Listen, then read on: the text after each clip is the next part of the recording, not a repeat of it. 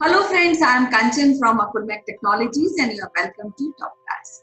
Today we have Sitesh Srivastava who has a deep interest in history. He has been training IT professionals and marketing professionals. He is also having a deep interest in corporate training, so he is enjoying whatever he is doing, and a part of this is closely associated with video. Welcome to the show, Sitesh. How are you doing today? Good day, Kanchan.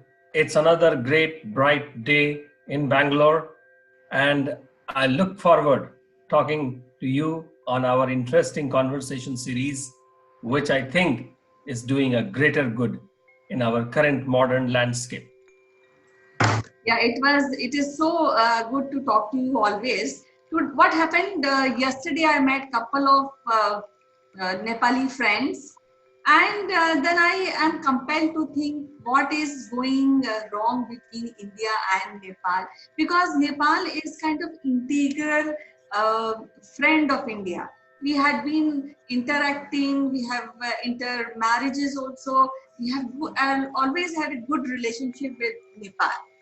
And though I am not an expert to really comment on the India and Nepal relationship, but what I think is that Nepal is deep rooted in Indian culture, because even in Mahabharata, Nepal as a place is being mentioned. So I was just thinking how things are becoming sore, and how to really feel to do something about our Nepalese brother, how to gain the trust of these people. And I'm sure that many Nepalis and many Indians, they have soft corner for each other, isn't it, Sitesh? That's right, Kanchan. India and Nepal, they go back a long, long time, not just in the modern history, and not just in the medieval history. As they say in English, India and Nepal relations can be traced back to unmeasured times, which we call antiquity. So Nepal has been one of the closest cultural brothers, if I can use that word, for the Indian peninsula. And what we hear today between India and Nepal about the border dispute, of course, this has got some history behind it, which is seeped in 200 years old history, when the British were ruling this whole peninsula. But from the India's independence times, or around 1950s, India and Nepal have coexisted and collaborated on cultural and border ties and economic development of each other, and therefore it becomes more interesting to understand it from today's perspective, and see if there is any political stuff which is involved in this, or there is a genuine concern between the two countries. Of course, as we know, India has never tried to take away any piece of border from any of our neighbors, uh, but it is important to see it in a proper context. Kanchan, I have grown up near the Nepal border towns for almost 10 to 12, 13 years.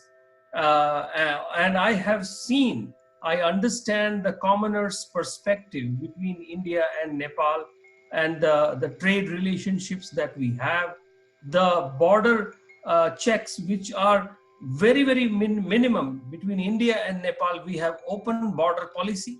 That means there is no visa, there is no passport, and only there is a customs checkpoints at various borders.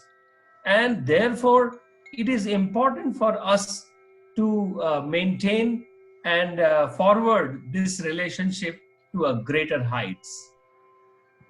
Yes, it is a time when India and Nepal should have a more stronger ties, and we should act like two brothers, and we should come out with whatever problems we as a nation they are facing, we should come out of it. And when we think about Nepal, we also think about Buddha, the Kapil Vasu, which is at Nepal, and great people have they emerged from this country.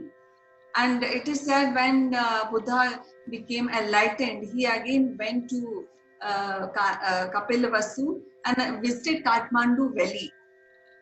So when these great histories is there in Nepal, and how to tackle the modern problems, it is one thing which all of us as a commoner, and of course on government level, everybody should give a thought to it. What do you say? That's right. That's absolutely right.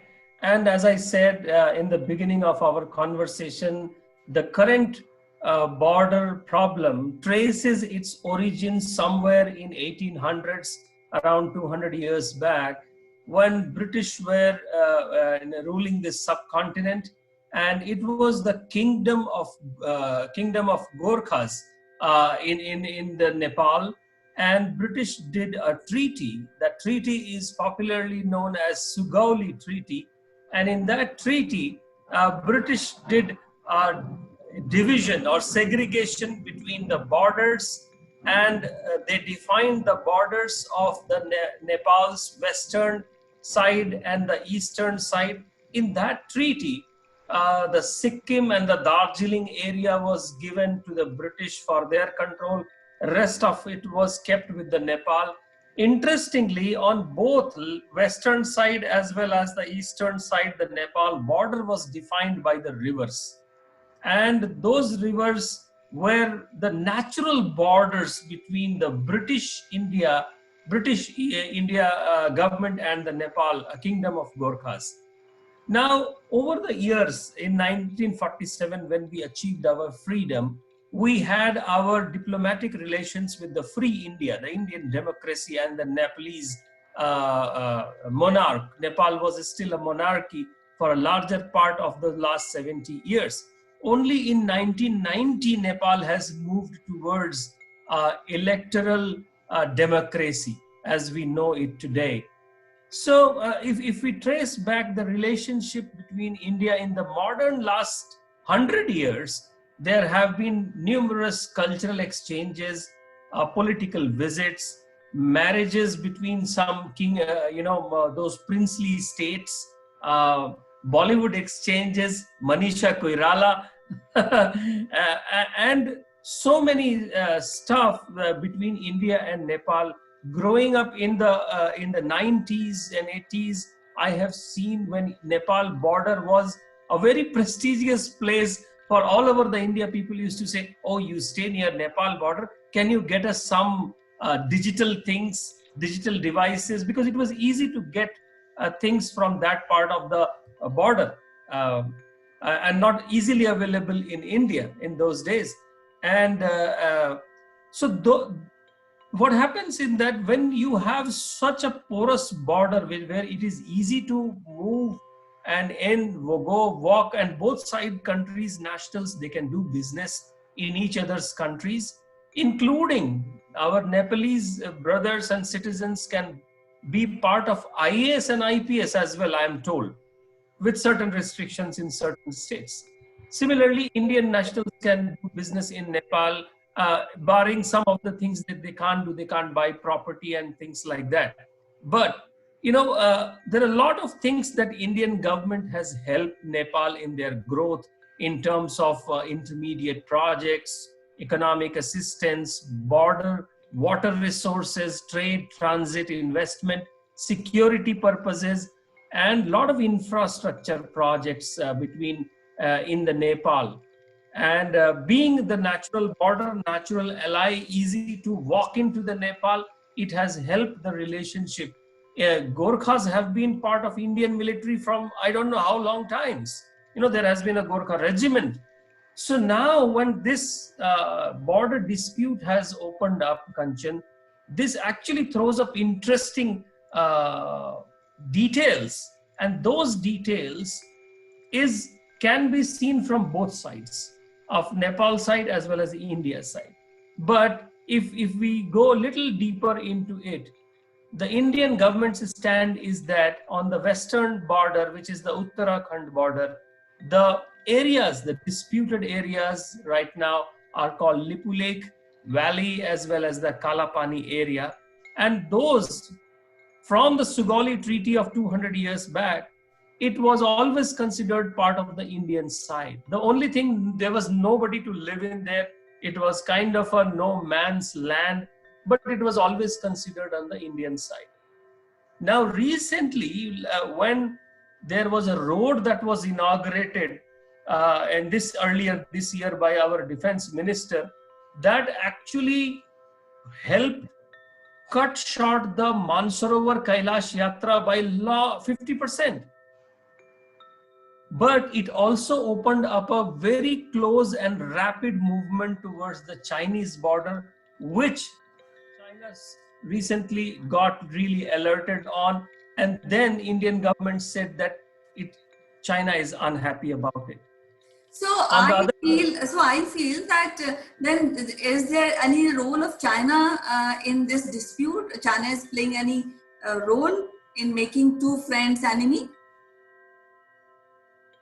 So I would not go up to the level of China trying to bring animosity between India and Nepal, but I understand and agree that China's aggression and aggressive behavior towards our border, since not just now, but from the 1962. But we can keep it for a separate conversation, Kanchan.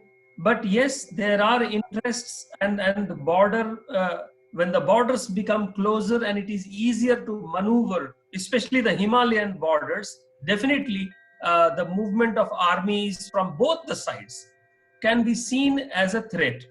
And therefore, it is indirect diplomacy that is happening through Nepal towards India. Let's not forget the Nepalese government is a communist government. And therefore, they have a natural ally in their thought process from the China's communist government. So let's not get into that. We are not experts on that, but we are young readers who understand, read, listen, and talk about our national borders.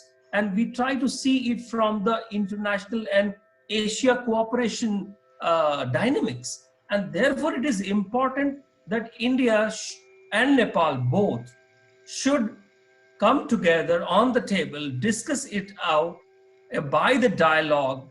And I'm sure the relationship of 1,000 years will not go away just by few small such incidents. Yes, it cannot be like that, because we have relationships from, as you said, antiquity. So from a very ancient relationship we have with Nepal. We will be discussing more about Nepal and its history and its culture in our next episode. So till then, bye-bye, take care. It was, as usual, very good to talk to you. And thank you, see you tomorrow with very interesting topic on Nepal. Thank you, Kanchan. Bye-bye. I will go back from this conversation and I will see some clips of our Nepali best of the exports of Nepal to India, some clips of Manisha Koirala. Sure. All the best. Okay, see you. Bye-bye. See you.